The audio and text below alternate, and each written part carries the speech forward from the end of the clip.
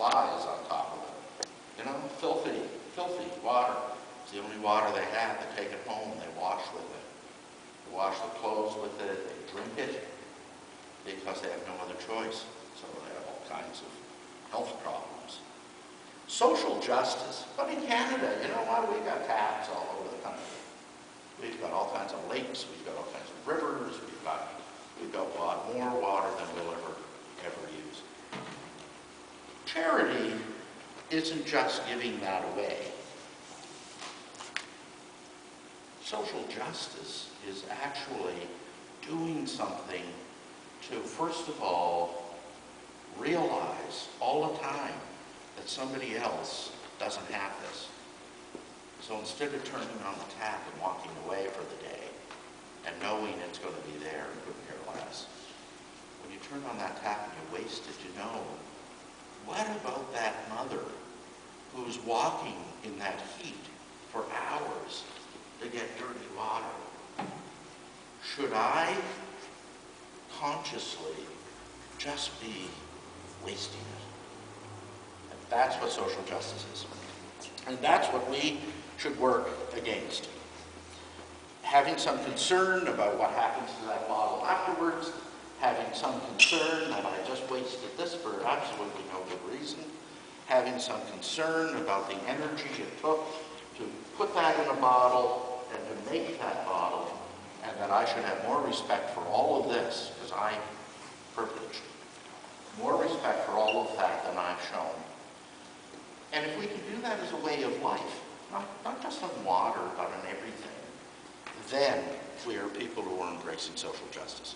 And that's what we should want to do.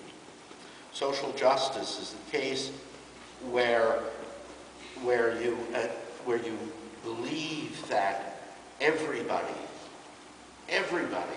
on earth has a right to access to clean water. Not just you because you were born here. And that's what social justice. It is looking after the fundamental rights of all peoples. Justice is a moral quality, but justice is a morals, things that are right to do, things that are right to be. But it's a habit. You know, morality and justice is a habit of that transforms us into always thinking that. God doesn't mind if you come from a rich family. There's nothing wrong with being rich. There's nothing wrong with the fact we shouldn't feel guilty because we live in Canada and we have health care and resources and this and that and the other thing. That's not the bad part. The bad part is believing that we're entitled to it, is believing that we've got it and they don't, that we've got it, so that's great, let's keep it, because we don't want to be like them.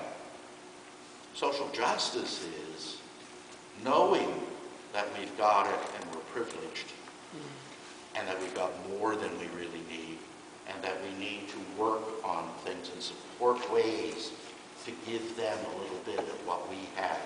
Not to impoverish us. You know, that's not the point. The point is that we've got skills, we've got stuff that we can help them with.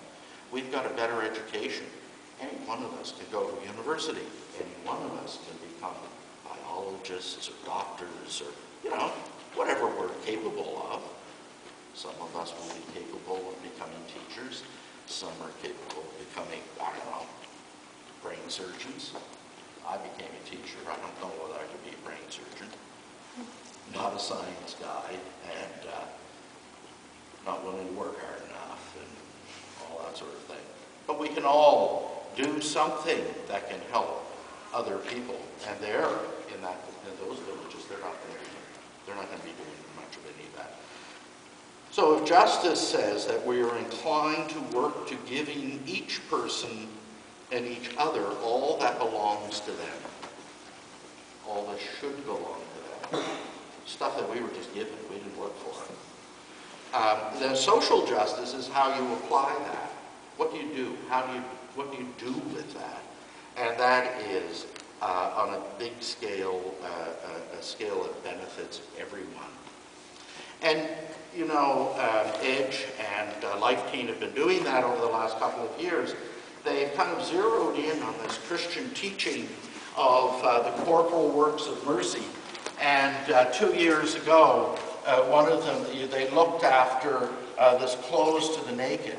So you did clothing drives, and you took clothes because all of us had closets full of stuff that you wouldn't be caught dead in anymore, and it's time to get rid of it. So you get rid of it.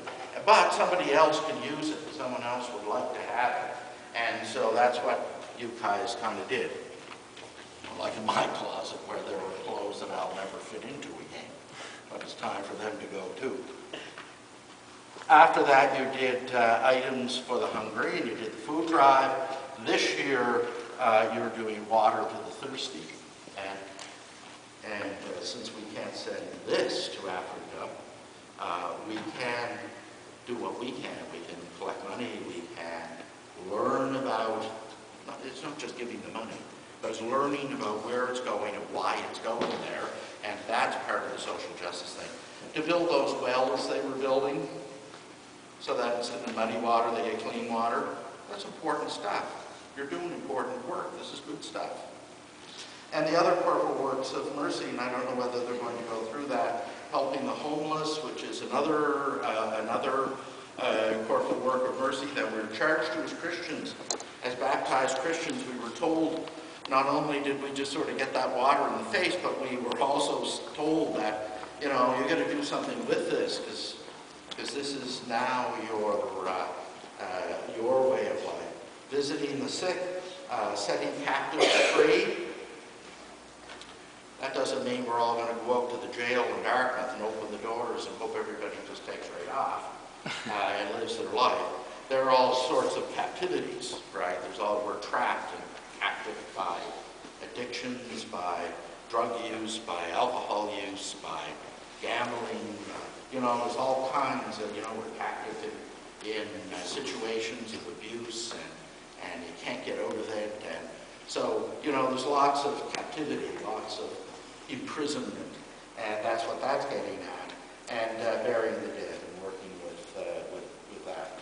And so, you know, in a funeral ministry or whatever, where people, perhaps whose faith has died, and we can help encourage them to come back to the church and back to sort of the life-giving waters of the Word that we get. So these are all works of mercy, and this is what this whole Give It Away Now thing is, and you're now in the third cycle of that.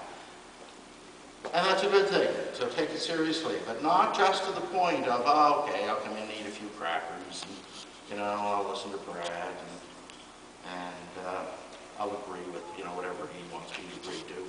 And, you know, we'll throw some coins around, we'll roll up some money and give that to Dad. But to really enter into what it's all about. You know, we can't all save the world by ourselves, but we can do little things. We can do little things that add up. You do a little thing, you do a little thing, you do something else, you do something else, you do something else, and big things can happen.